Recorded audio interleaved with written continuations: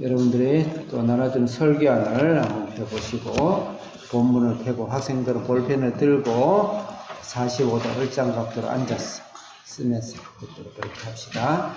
제가 강의 설교식으로 제가 성경을 연구하는 것이 또 저의 일이고 하니까 강의 설교식으로 조금 좀 설교 방식이 다르더라도 여러분들이 말씀 안에서 잘 머리와 마음과 영혼에 새기도록 그렇게 하겠습니다. 오늘은 이사야 그 큰 제목을 한번 읽어보겠습니다. 시작. 시온에도 되고 시온의도 되고 문법적으로 다 맞습니다. 시온의 빛 대신 하나님 나라다. 하나님 나라에 대해서 60장, 61장, 62장은 하나님 나라의 가장 중심 키워드, 가장 중심축, 중심의 주인이 누구냐? 예수 그리스도다. 예수 그리스도를 중심으로 드러내는 하나님 나라의 완성을 60장, 61장, 62장 이렇게 세 장을 볼 수 있고 모든 학자들도 동일한 견해를 가지고 있습니다. 특히 멀리 나가지 않고 제가 56장부터 66장까지 마지막 장까지 56장에서 66장은 많은 학자들은 제3의 이사야 저자다, 제3저자다라는 설을 내기까지 그 시시비비는 그걸 중요하지 않습니다. 누가 썼던 하나님의 말씀이기 때문에 제3저자다. 그만큼 장르가 특색이 있다는 것이죠. 그래서 56장부터 66장을 한 장르로 묻는데 그 중심에 60장, 61장, 62장이 있고 그 내용인즉 예수 그리스도가 하나님 나라의 시작이고 완성이시고 완성이시다. 중심이시다. 그게 아마 어쩌면 요한계시록 21장, 22장이기도 합니다. 그래서 그 말씀을 중심으로 좌쪽과 우쪽을 해서 대칭적으로 이 말씀을 끌고 가고 있다. 이렇게 보는 것입니다. 그러면 중심인 예수 그리스도가 하나님 나라의 중심이 되는 이 60장을 말씀하기 전에 여러분 저번에도 우리 묵상을 했지만 그럼 56장은 무슨 말씀인가? 그 앞전에 나가서 53장에 보면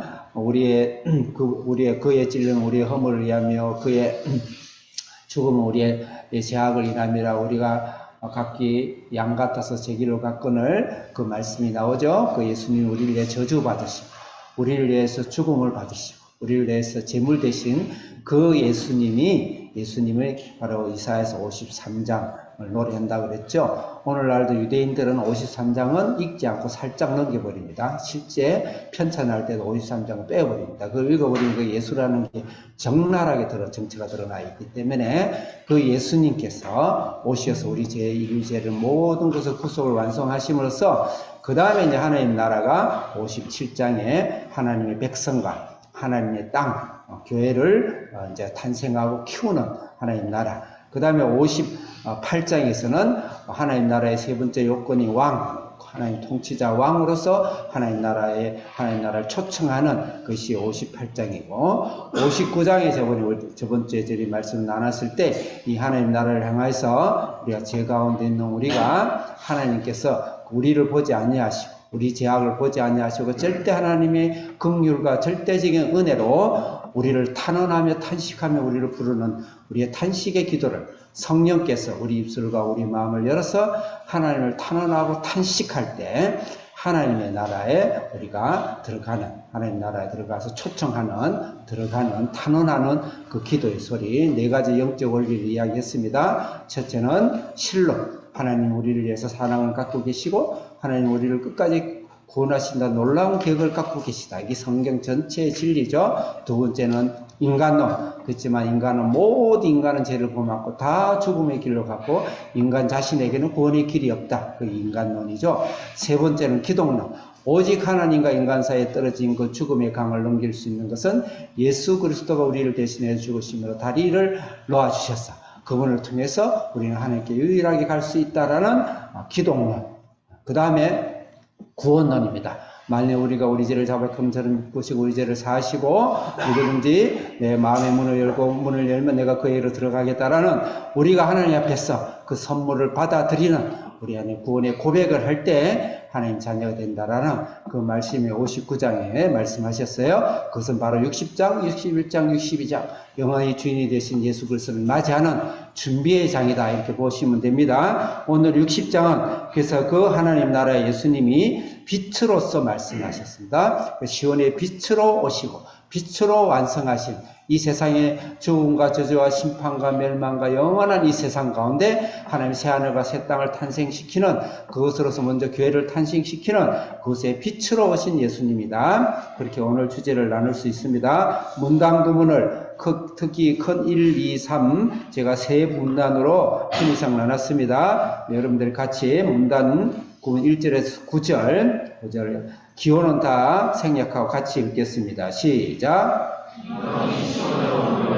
예수님이 시온이 이방 밑에 비쳐서 열방, 이방이라 하지만 열방이라는 거 좋겠죠. 열방과 이방 전 세상을 시온이라는 건 바로 그 구원이고 교회를 말하는 겁니다. 오늘날 교회고 구원이고 새 예루살렘이고 예수님을 말하는 것이죠. 시온으로 모여든다. 시온은 교회로 바꿔도 괜찮습니다. 그 다음에 1절에서 9절에서 두 문단을 나눴어요. 1절부터 3절 같이 읽겠습니다. 시작. 네, 시온으로부터 온 세상이 하나님으로 다 모여들지만 그에 꼭 필요한 것이 있는데 일어나야 된다. 빛을 발해야 된다. 이것은 믿음이라는 용어로 바꿀 수 있습니다. 두 번째 4절에서 9절 같이 읽겠습니다. 시작. 온 세상의 열방이 하나님께 돌아옵니다. 재물도 들어오고 축복도 들어오고 영적인 축복도 들어오고 자손의 축복도 들어오고 그 말씀이 지금 쭉 열거되어 있는데 그럼에도 불구하고 그것을 위해서 우리가 눈을 들어야 된다. 하나님의 말씀. 그 다음에 사방을 바라봐야 된다. 비전을 가져야 된다. 하나님이 이 땅, 이 세상의 모든 것을 우리에게 주셨는데 내가 눈을 감아버리고 비전이 없고 꿈도 없고 살게 되면 그것이 하나님 우리에게 줄 수가 없는 것이죠. 그래서 우리는 이 빛으로 오신 이 예수님이 하나님 나라에 있어서 일어나서 빛을 발해야 되고 두 번째로 중요한 단어는 비전을 가져야 된다. 하나님 보신 눈으로 이 세상을 봐야지 실패와 좌절과 죽음과 고난과 연약한 눈으로 이 세상을 바라봐서는 안 된다. 그 말씀입니다. 그리고 그런 일어나는 여러 하나님의 축복과 하나님의 그 변화와 하나님 나라에 대해 관계된 것을 쭉 열거한 것이 2절부터 10절부터 쭉 뒤에까지 나와 있어요. 제가 편의상 그냥 읽기만 하겠습니다. 두 번째 10절에서 14절 두 번째 문단 같이 읽겠습니다. 시작. 그래서 모든 열방의 중심은 시온입니다. 다시 말해서 이 세상의 역사와 이 세상의 현재의 문화와 정치와 이제 시대와 모든 시간 속의 중심은 교회인 것입니다. 미안한 이야기이긴 해요. 미안한 이야기는 우리가 말할 때는 조금 미안하게 이야기해야 됩니다. 세상에 대해서. 그렇지만 사실이죠. 사실이죠. 이 세상의 모든 관심은 교회입니다. 그래서 그 다음에 3절, 세 번째 15절에서 22절 크게 읽겠습니다. 시작. 우리는 완성되어 가고 있는 과정이지만 교회는 이미 하나님으로부터 완성됐고 우리는 완성 작품에 참여하고 있는 우리는 하나님의 나라를 건설하는 역군으로 우리는 참여자로 있는 것입니다. 결국은 나중에 정의와 공평과 공의와 정의가 완벽하게 이루어지는 건 새하늘과 새 땅을 말하는 것이죠. 그래서 완성되는 이 시온 교회 하나님 나라는 특히 또 세 달라고 작게 구분할 수 있습니다. 15절에서 16절 같이 읽겠습니다. 시작. 두 번째 17절에서 18절 시작. 19절에서 22절 시작. 이건 상당히 신학적으로 풀 수 있는 문제이긴 한데 하나님 나라가 다시 말해서 구원을 세 가지의 얼굴을 갖고 있습니다. 다시 말해 구원이라는 것을 이야기할 때는 우리나라의 산맥을 이야기한다면 산맥으로 본다면 북한 위에서부터 여기 밑에 부산까지 포항까지 등을 척추를 상징하는 태백산맥이라는 게 있어요. 태백산맥은 구속사를 위한 예수 그리스도의 중심이죠. 그것으로서 파생되는 하나님의 또 다른 산맥이 있다 그러면 그것은 바로 언약사입니다. 그 뭐 소령 산맥이 될지 차령 산맥이 될지 알 수는 없지만 갈비뼈처럼 산맥이 이어져 나오죠. 그 구숙사 태백 산맥에서 그 차령 산맥이든 어쨌든 나도 산맥을 예전에 중학교 때 공부해보고 내가 지리 공부를 안 해서 모르겠는데 또 다른 산맥이죠. 그는 그 구숙사에서 펼쳐 나오는 것이 바로 언약사다. 그것은 구속의 본질적인 우리를 구원하기 위한 하나님이 그것을 또 다른 역사 측면에서 언약사라고 그러죠. 방법적인 측면에서 설명한 것이 바로 언약사다. 그 다음에 그 언약으로 하나님 구속으로 완전한 하나님 나라를 마무리하는 목적을 달성하는 것을 하나님 나라라 그런 겁니다. 그래서 구원에는 성경에서 크게 세 가지의 큰 산맥이 흐르고 있습니다. 첫째는 구속사. 성경을 구속사적으로 볼 줄 알아야 됩니다. 두 번째 언약사. 성경을 언약적으로 볼 줄 알아야 됩니다. 세 번째 하나님 나라. 성경에 하나님 나라라는 관점을 볼 줄 알아야 됩니다. 이건 켈빈이 이야기한 거예요. 그래서 이 세 가지 큰 점을 어쩌면 오늘 15절에서 22절에 그 완전 완성된 그 세계의 하나님의 그 법에 의해서 그 다음에 신학적으로 완성한 것이다. 이렇게 볼 수 있습니다. 조금 어렵지만 어려우면 어려운 대로 오늘 시간 안에서 말씀을 나누도록 하겠습니다. 제가 이 서론이 길다 보니까 자꾸 주위에서 잔소리를 많이 하는데 어제 할 수 없어 제가 생기는 게 이랬으니까. 자, 그러면 이제 본론으로 오늘 들어가도록 하겠습니다. 오늘 조금 여러 가지 시간상 제가 질문을 여러 가지 조금 이렇게 좀 쉽게 간편하게 제가 교재를 만들었어요. 자, 먼저 이제 본론으로 들어가서 읽겠습니다. 항상 성경은 문단으로 읽어야 됩니다. 센텐스를 읽어야 됩니다. 절로 읽으면 상당히 실수가 많고 굉장히 근본적인 이 신앙으로 갈 수가 있어요. 성경 항상 절로 읽어야 돼요. 이 엄마가 아빠가 말을 할 때나 그래도 한 몇 분 다 들어보고 이 말씀 무엇 때문에 이 말씀을 하셨구나 알지 첫 마디를 가지고 판단해 버린다더니 중간에 자기 귀에 탁 들리는 단어만 가지고 그 구절만 가지고 엄마 아빠 이야기를 판단한다 이러면은 대화가 안 되는 것이죠. 이야기를 다 들어봐야 돼요. 거기 한 센텐스로 항상 읽어야 된다. 센텐스의 모임은 바로 장입니다. 그래서 성경은 장으로 읽어야 됩니다. 장으로. 또 장이 모여진 것이 권입니다. 성경은 권으로 읽을 줄 알아야 됩니다. 더 나아가서 성경은 권이 모인 66권이 모인 것이 성경 전체입니다. 그 66권 성경 전체를 읽을 줄 알아야 됩니다. 성경 전체를 읽는 것이 바로 그 신학이에요. 그래서 금방 제가 하나님 구원을 이야기할 때도 하나님 구속사적으로 볼 줄 알아야 돼요. 그 다음에 언약사적으로 볼 줄 알아야 되고 하나님 나라의 관점을 볼 줄 알아야 됩니다. 성경을 그렇게 보는 것입니다. 그래서 자, 오늘 그래서 센텐스로 항상 읽어야 돼. 1절부터 3절까지인데 1절 읽겠습니다. 시작.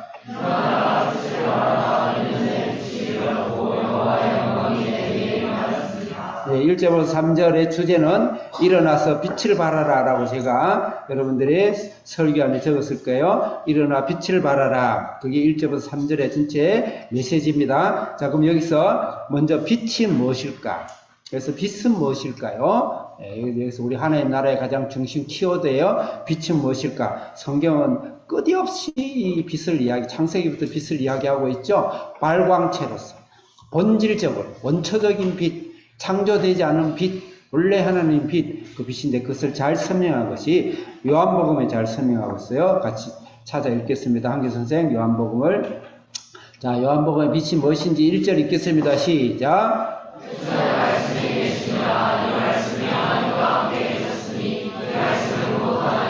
네, 태초에 하나님 말씀이 계셨는데 4절 시작. 네, 그 생명, 그 말씀 안에 생명이 있고 그 생명이 사람들이 빛이라고 그랬습니다. 9절 시작. 10절 시작.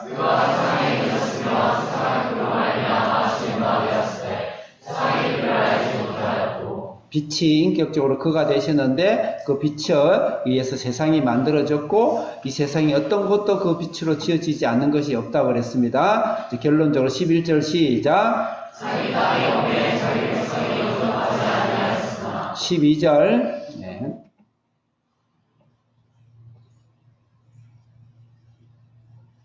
12절 없어요? 네. 옳지. 12절 시작.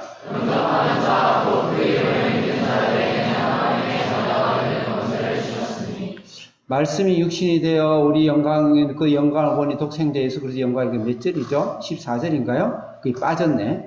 아, 여기 있네요. 내가 이게 잘못 이렇게 좀 통일성 없게 적어줬네요. 자, 5장, 그 빛이 결론이 1장 14절이에요. 시작. 말씀이 육신이 되어 우리 가운데 거하시네. 우리가 그의 영광을 보니 아버지의 독생자의 영광이요. 은혜와 진리가 충만하더라. 결국 빛이 누구시죠?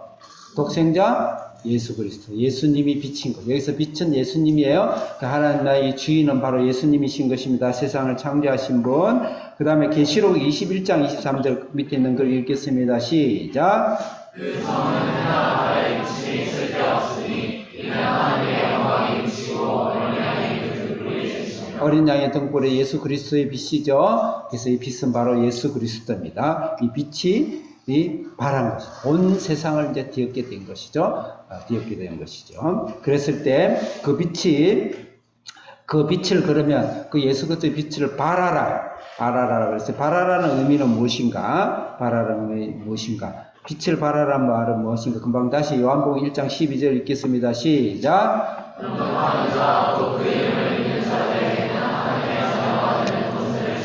네, 크게 빨리 읽어야 제 시간에 마치겠죠. 영접한다는 것이 바로 빛을 발한다는 것. 우리는 그 빛이 비춰졌지만, 이 세상에 다 비춰졌지만, 내가 예수님을 영접하지 않으면 나는 그냥 그대로 흑암이고 죽음인 것입니다. 반드시 빛을 발해야 된다. 두 번째 빛을 발한다는 의미는 무엇일까요? 에베소서 5장 14절 시작.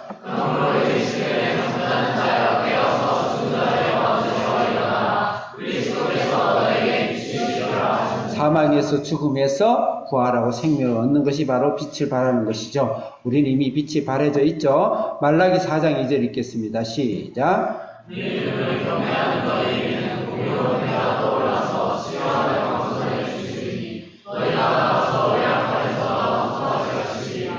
애양간의 송아지가 뛰듯이 기쁘고 그 다음에 치료하고 우리 영이 치료되며 우리 정신이 치료되며 마음이 치료되며 육체가 치료되며 또 내 삶이 치료되며 내 직장이 치료되며 나의 사업이 치료되며 내 가정과 자녀가 치료되며 더 나아가서 우리 치료를 통해 이 사회가 치료되어지는 그런 하는 것이 바로 빛을 발한다는 것이에요. 바랍니다. 그 다음에 없애지 마시고 말라기 4장 2절 읽었나요? 4장 2절 읽고 에베소서 5장 8절 9절 읽겠습니다. 시작. 너희가 전에는 어린 양이 이제는 주 안에서 빛이라 빛의 자녀들처럼 행하라. 빛의 자녀들처럼 행하라. 9절 시작. 빛의 열매는 모든 착함과 의로움과 진실함이 있으라. 빛을 발한다는 것은 빛의 자녀처럼 우리의 삶의 열매를 맺혀드린 거예요. 착함과 의로움과 진실함으로 맺혀지는 것까지 가는 것이 우리가 빛을 발하는 겁니다. 우리는 그런 삶을 살아야 된다는 거. 마태복음 마지막 5장 14절 읽겠습니다. 시작.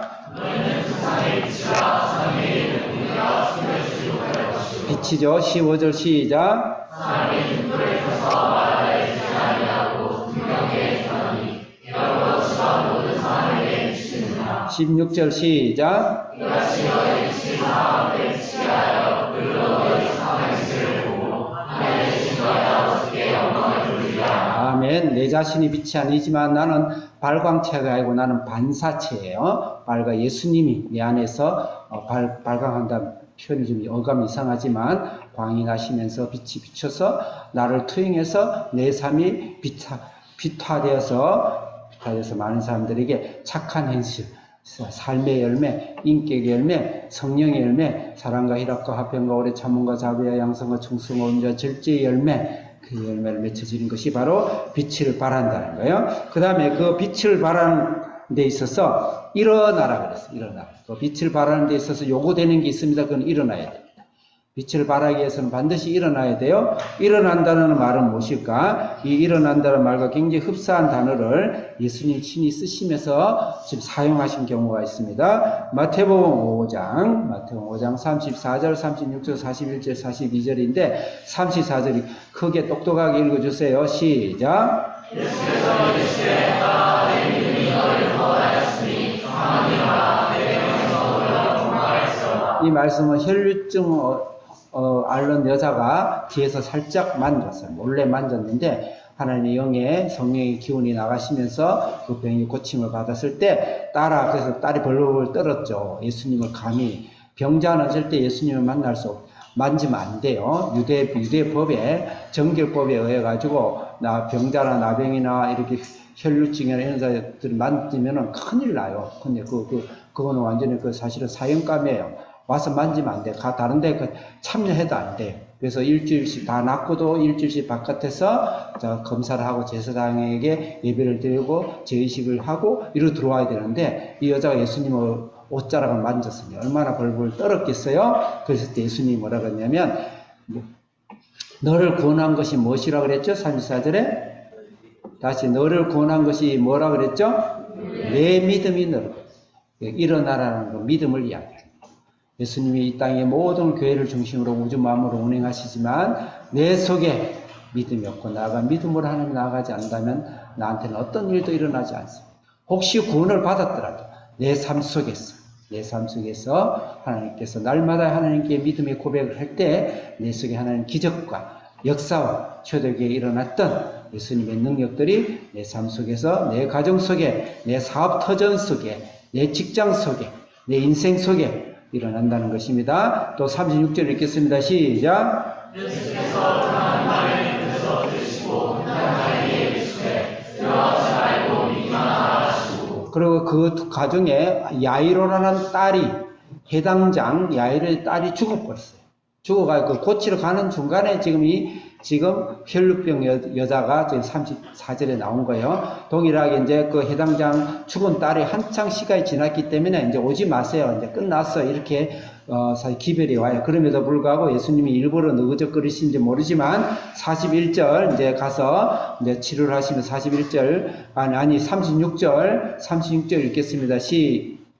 시작. 예수께서 그하는 말을 곁에서 들으시고 해당자에게 이르시되 들어가지 말고 믿기만 하라. 다 죽어서 끝났는데 했을 때 예수님이 두려워하지 말고 어떻게 하라고 그랬죠? 두려워하지 말고 어떻게 하라고요?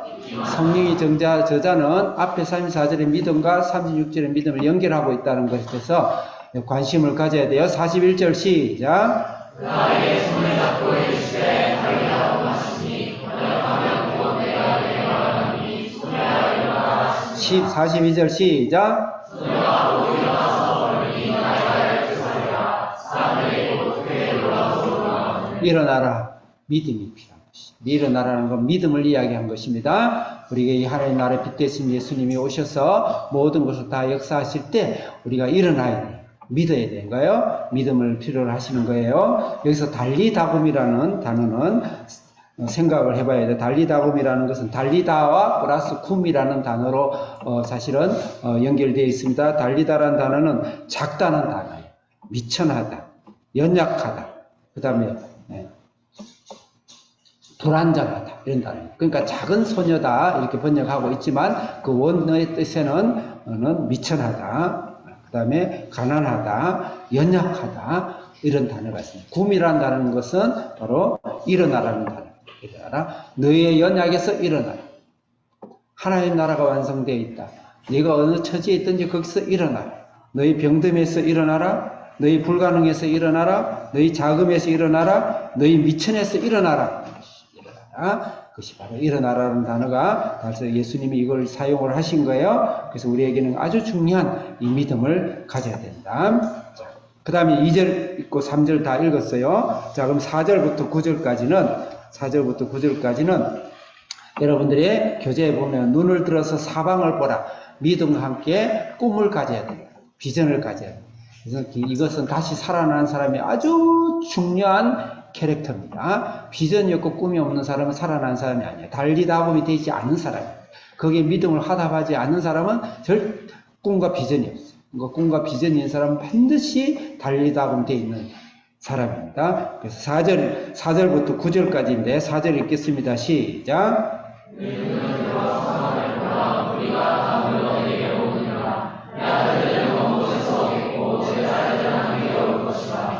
네. 여기서 무리가 다 모인다. 이건 사람의 축복이죠. 사람의 축복입니다. 우리가 하나님 교회가 되고 교회가 탄생되고 내가 교회가 되고 내 안에 하나님 교회의 생명이 확장되어지게 되면 반드시 내 주위로 사람을 모읍니다. 사람이 이 세상에서는 세 가지 부자가 있습니다. 돈 부자가 있습니다. 그건 별로 중요하지 않아요. 시간 부자가 있습니다. 그건 조금 괜찮아요. 사람 부자가 있어요. 사람 부자가 제일 큰 부자입니다. 그럼 모든 부자는 사람 부자. 사람 부자를 통해서 시간과 돈이 따라오게 되어 있습니다. 하나님께서 사람을 주신다는 것이죠. 사람을 다 보여주신다. 새하늘과 새 땅의 때 열방의 사람들이 나를 돕고 하나님 나라를 위해서 교회를 중심으로 하나님 보내주시고 나의 가정교회 우리 자녀의 교회에 보내주신다는 거. 그 다음에 5절 읽겠습니다. 시작.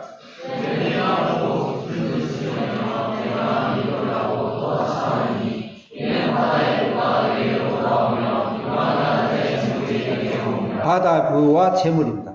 모든 부는 여러분들 육지에 있는 것 같죠? 바다에 있어요. 모든 해상물, 지금 현재 모든 세상의 교육은 바다로 통해서 이루어져. 지금 전 세계 최고의 강국들은 다 바다의 역사를 장악한 자예요. 스페인, 포르투갈, 네덜란드, 덴마크, 영국, 미국은 뉴욕의 맨하탄을 중심으로 전 세계 물류가 일어나고 있고요. 그래서 바다를 안 뺏기려고 해요. 그 중국이 지금 저렇게 전쟁을 일으키는 건 바다를 안 뺏기고 싶은 거예요. 모두 부는 바다를 통해서 최고의 부, 최고의 하나님 이 세상에 하나님 필요한 것들은 모든 재물은 하나님 교회로 하나님 신앙으로 기속시킨다. 이걸 우리가 잘난 척하면 안 되지. 이건 하나님의 역사하고 섭린 것. 믿음의 눈으로 이것을 비전의 눈으로 눈을 들어 사방을 보라. 그것이 바로 가로 바깥의 부호예요. 눈을 들어 사방을 보라. 그건 부호입니다. 그 부호가 마이너스가 되면 안 돼. 플러스가 돼 있어요. 가로 안에 있는 숫자가 어떤 세상에 재물이 있고 사람이 오고 어떤 축복이 있더라도 가로 바깥에가 마이너스는 다 마이너스예요.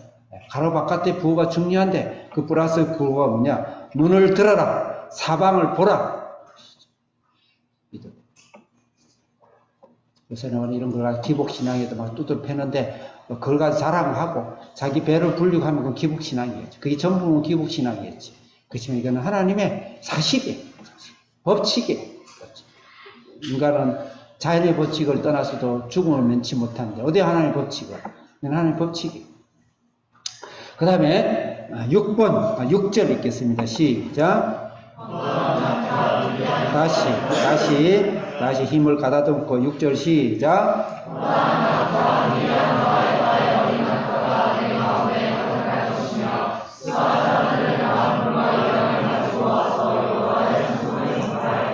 예, 이것은 6절은 앞에 있는 5절 부와 같이 되어 있고 또 7절의 거가 하고도 저기 의미가 좀 중첩되어 있습니다. 낙타, 에바, 그 다음에 스바의 금, 유황, 이 전체가 몰려오는 것이죠. 그래서 사실은 5절과 6절의 재물의 축복하고 같이 봐도 되지만 또 한 면에 있어서는 예수님 동방박사가 찾아와서 낙타를 타고 왔겠죠. 네, 동방박사 찾아왔을 때 황금과 유황을 예물로 드렸어요. 이것은 바로 종교적인 영적인 축복을 이야기할 수가 있죠. 영적인 축복. 그것과 연결해서 7절 읽겠습니다. 시작.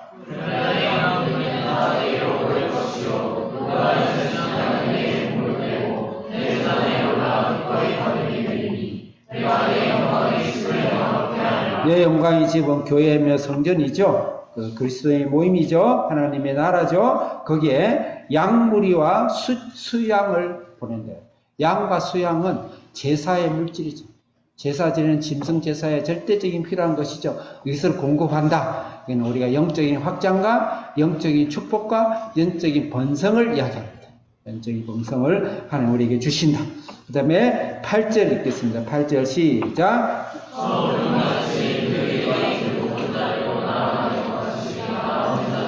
구름같이 비둘기같이 막 날아다니는 게 있어요. 9절 시작.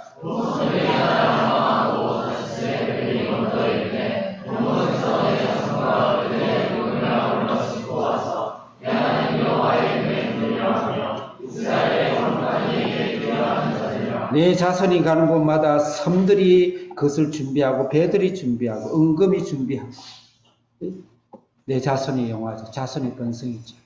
자손의 자녀의 축복이죠.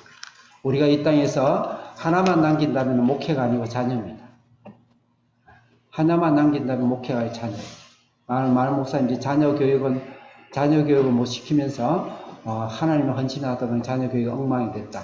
또 이해는 하지만 자녀 교육에 자녀의 번성, 자녀의 축복 절대 중요한 하나님 나라의 원리인 것이죠. 한 비전이 하나님의 절대적인 축복이 있다는 것은 김단일 목사의 자만이 아니죠. 저는 하루에 3시간, 5시간 기도합니다. 하나님 자만이 아니에요. 하나님 나라 영이 하나님 나라가 확장되고 일어날 때 하나님께 이 자녀들을 내가 봐도 어떤 때는 깜짝깜짝 놀래요. 내 능력으로 이 애들을 내가 시킨다 하겠어요? 시킨다 하는 게 아니야. 어젯밤도 내가 11시 넘어보니까 이놈들이 오손도손 한 방에 놀다 나한테 들켰어. 네놈! 그러지만 간섭을 하겠죠. 그렇다고 바꿔질까요? 내 마음속으로 나오면서도 사실은 참 귀엽기도 했어요. 더 놀게 해주고 싶은데 질서가 중요하니까. 내가 목사가 뭘 한다 되는 게 아니죠. 하나님께서 이 자녀를 영적으로, 인격적으로, 생활적으로 이렇게 아름답게 더 이상 우리 한비전 애들보다 더 이상 잘할 수 있는 게 어디 수는 없어요. 진짜 없습니다. 애들 놓고 내가 이야기하는 게 아니에요. 그건 하나님께서 자녀의 번성으로 축복합니다.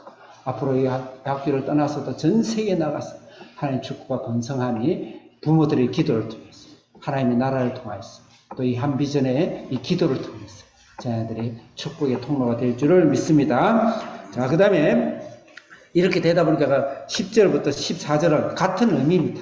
하나님께서 이 세상에 하나님 나라를 펼치시는 동일한 일들이 일어나고 있다는 것을 다시 한번 반복하는데 다른 의미로는 중심이 된다는 것이죠. 교회가 중심이 됩니다. 교회가 중심이 됩니다. 모든 재물도 교회를 중심으로, 하나님 나라를 중심으로, 모든 사람도 하나님 중심으로, 영적인 축복도 하나님 중심으로, 자녀도 중심으로 세계사를 언급을 꼭 할 지금 시간도 없고 할 필요도 없어요. 전 세계사의 역사를 봤어요. 좀 미안한 이야기이긴 하지만 기독교에는 그런 부분에 참 조심해서 겸손하게 이야기해야 됩니다. 그렇지만 미안한 이야기지만 전 세계의 역사는요, 흥망성쇠의 역사는 교회를 주죠. 교회가 타락하면 그 다음에 벌을 주지만 교회를 주죠. 자, 11절 같은 의미에서 10절 읽겠습니다. 시작. 내가 너의 너를 청순한 이제는 나의 너를 불쌍히 여겼으니 이왕이 내게 성벽을 쌓을 것이요 내 마음을 너를 섬길 것이며 전 세상이요 교회를 섬깁니다. 여러분 가정을 섬길 것입니다. 여러분 자녀를 섬길 것입니다. 단지 그걸 가지고 행포를 부리면 안 되겠지만 하나님 나라를 섬길 것입니다. 우리는 그럴수록 겸손하고 종으로서 우리가 섬겨야 되지만 그게 하나님의 원리.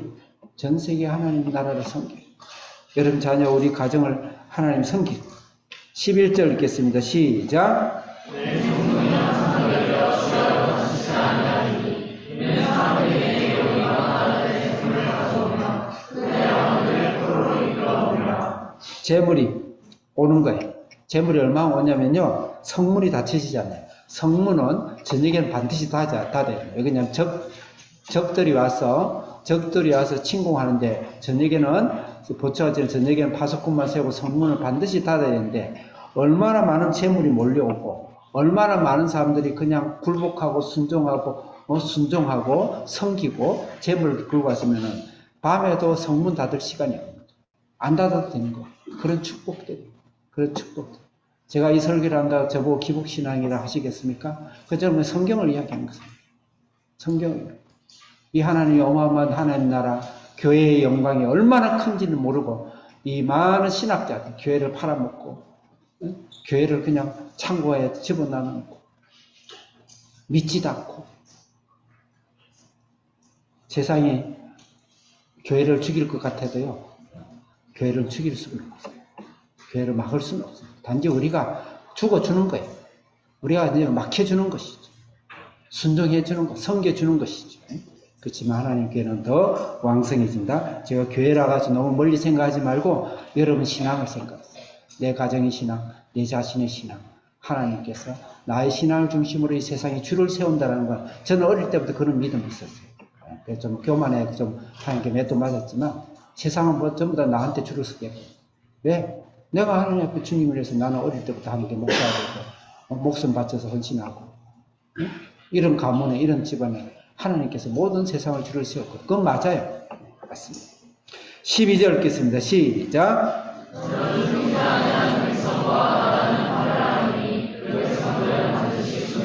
참 오묘한 건데 세상의 심판의 기준이 나한테 있어. 그래서 하나님께서 우리 복음 전할 때 복음 받지 않으면 먼지를 털어버리라고 했어요. 그 저주가 아니고 그 임할 심판을 나한테 책임이 없다는 겁니다. 내가 전하는 사랑과 내가 전해주는 희생과 내가 전해주는 복음을 전해받지 않은 사람은 반드시 파멸과 심판입니다. 그래서 여러분들이 많이 돌아다녀야 돼요. 여러분, 많이 돌아다녀야 파멸과 심판을 면하게 해줘요. 먼지라도 일으키고 많이 돌아다녔어요. 많이 만났어요. 그게 이 땅의 축복받는 비결이에요. 거기다 더 나아가면 기도하고 무릎 꿇고 기도. 땅이 고쳐진다고 해요. 땅이. 그 다음에 18절, 13절 읽겠습니다. 시작.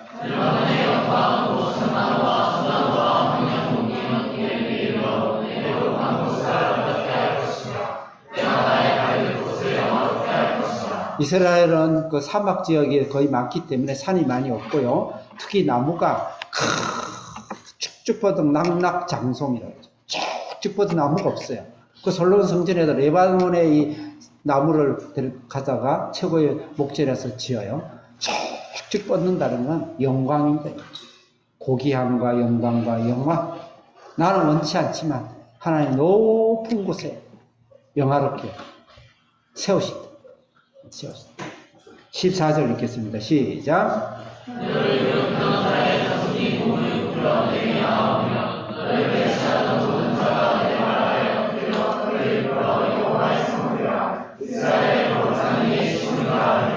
하나님께서 우리 가정과 내 인생과 내 자녀와 내 가문 속에 영광과 영화로 입히신다. 단 우리가 주의할 사람은 타락하지 말자는 것이고, 그는 또 다른 몫이고, 하나님 말씀은 진리는 그렇습니다. 여러분 이걸 믿으셔야 됩니다. 믿으셔야 되고, 부유한 마음으로, 넉넉한 마음으로, 부한 마음으로 우리가 이 세상을 나가셔야 됩니다. 축복하는 마음, 나가셔야 돼요. 자, 거기까지 이 땅의 하나님이 이루시는 하나님 나라의 구체적인 모습을 보이는데, 이것이 아무리 안에 플러스가 무한대를 가다 하더라도 괄호 바깥의 부호는 무엇이다? 4절 첫 부분만 읽겠습니다. 4절 시작. 4절 시작. 60장 4절 시작. 네, 됐습니다. 거기까지. 눈을 들어야 돼요. 사방을 봐야 돼요. 하나님의 약속과 하나님의 그 언약을 믿음의 눈으로 바라보고, 믿음의 눈으로 비전을 보고 나가야 된다. 그래서 우리 한비전은 전 세계로 나갑니다. 전 세계. 내 영역, 가능한 멀리 나가. 모든 곳을 나가. 모든 곳을 품고, 내가 이 땅에 와서 나의 한 부부와 우리 가정 삶뿐만 아니고 나의 가정을 통해서 수없는 가정들을 먹이고 살리고 부흥시키고, 나의 자녀들을 통해서 수없는 자녀들의 흐르는 눈에 눈물을 닦아주는 그 하나님 지도자, 그런 비전을, 하나님 나라의 왕국을 비전을 갖는 그런 신앙생활을 해야 된다. 이제 마지막으로는 신학적인 관점에서, 제가 정하는 대로 이렇게 안 봐서 상관없어요. 중요한 내용이 중요한 거예요. 그렇지만 이것의 내용을 담는 광주리, 그릇이 굉장히 중요하죠. 이것은 문맥적으로, 문학 구조적으로 이렇게 하는 것이 도움이 될 것입니다. 그래서 15절과 16절은 하나님 나라 완성되는 데 있어서 이것은 구속사적인 입장입니다. 나중에 여러분들 문제는 나중에 풀어보도록 하고, 15절 읽겠습니다. 시작.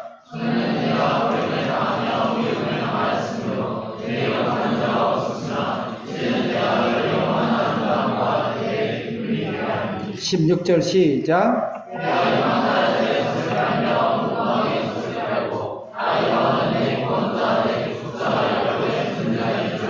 다른 거 생략하고 제일 끝절에 내 구원자다, 내 구속자다, 야곱의 전능자다. 이것은 사실은 제2적인 단어로서 예수 그리스도의 십자가의 죽음, 예수 그리스도의 십자가의 보혈, 그것을 구속이라 그러죠. 그래서 우리가 구원을 받은 것을 말을 하는 것입니다. 그래서 이것은 구속사적으로 마지막에 완성된 예수 그리스도를 통한 모습을 예수님 구속사를 완성시켰다. 그런 의미를 볼 수 있는데, 이사야서는 이건 줄곧 이야기하고 있습니다. 이사야서 먼저 뒤에 나오는 63장 16절을 읽겠습니다. 자, 크게 이제 거의 다 와갑니다. 16절 시작.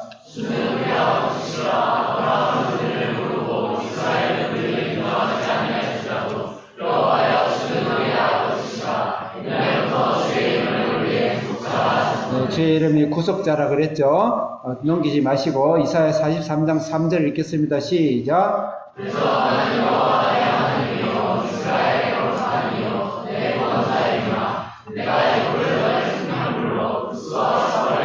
군자이고 내가 속량물 구속물이라 말입니다. 11절 시작.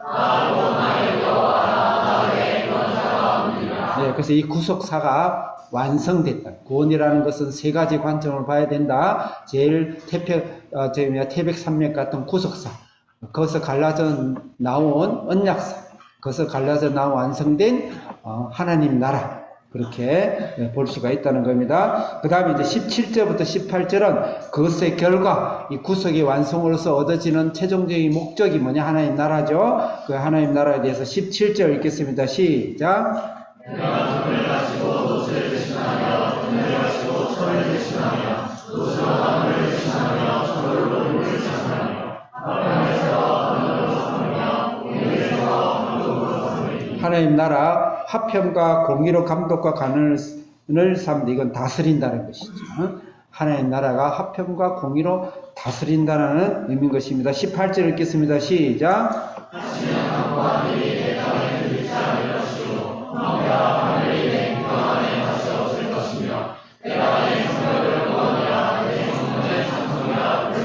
하나님의 영원한 나라가 완성이 되어서 화평과 공의가 다스리고 그것으로서 황폐와 파멸이 없이 성이 이루어진다. 성벽과 성문은 성을 말하는 것이죠. 이 성이라는 건 하나님 나라를 의미하는 것이죠.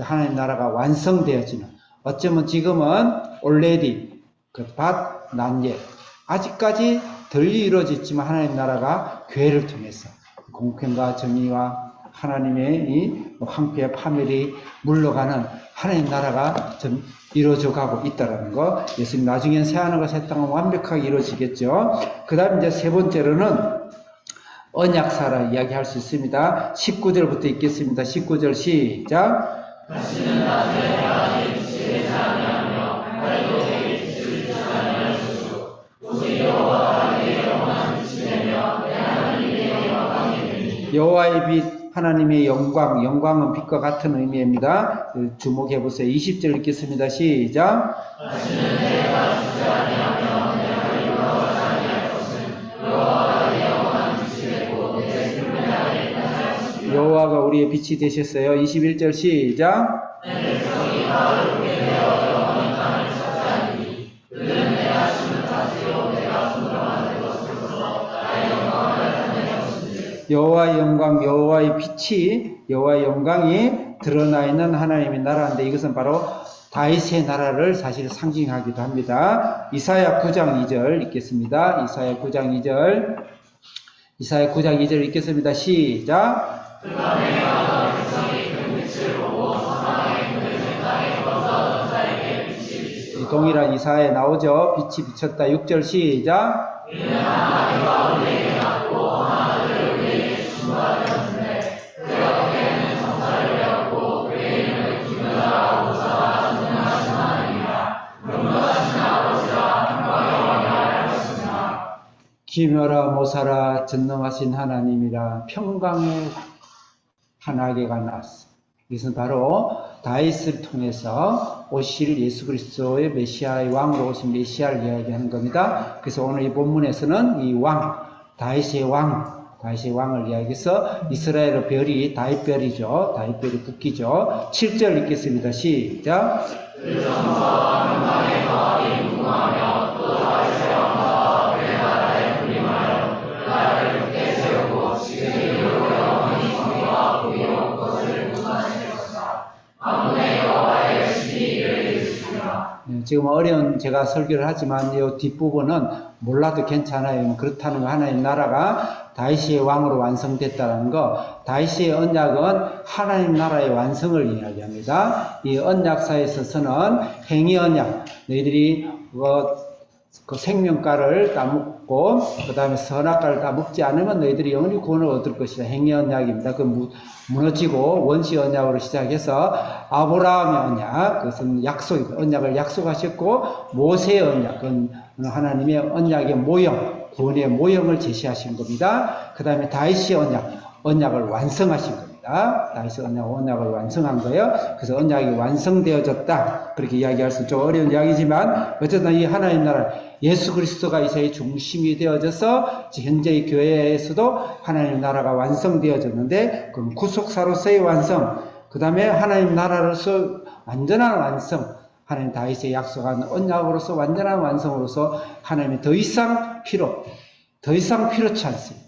예수 그리스도 그 한 분으로 이 땅에서 옷이 앞으로 임할 새 예루살렘과 새 예루살렘을 향해서 가지만 이 땅에서 하나님의 예루살렘의 영광이 이 세상 교회를 중심으로 여러분의 신앙을 중심으로 자녀를 중심으로 세상들이 우리를 몰려올 것이며 세상들을 구원케 할 것이며 우리를 통해 심판의 기준이 된다는 걸 알고 우리 세상을 담대히 나가는 그런 신앙, 여러분의 가정, 우리 자녀, 우리 주사랑교회 한비전 되기를 주님의 이름으로 축복합니다. 같이 우리가 주여 주여 세 번 외치고 하나님의 나라가 임하게 하옵소서. 여러분 가정 속에, 또 여러분의 신앙 속에, 여러분 개인의 인생 속에, 또 자녀 속에, 더 나아가서는 이 몸된 하나님 교회 속에, 또 오늘 우리 선교사님 오셨는데 전 세계 선교 현장 속에 하나님께서 또 더 나아가서 성격적으로 우리 이 세상의 이 정부와 이 세상 사회에 왜 살아야 되는가? 성교적 가치로 사는 겁니다. 그러기 위해서 이 세상도 그리스도의 복음으로 우리를 통해서 대한민국이 이미 복을 받았지만 이 대한민국을 복을 버리지 아니하고 하나님 앞에 줄을 서고 예수의 줄을 서는 그런 대한민국이 되어져서 전만방에 하나님의 복음을 전하는 그런 민족이 되도록 여러분 자신과 자녀와 가정과 우리 한비전과 이 나라를 위해서 주여 주여 세 번 외치고 기도하겠습니다.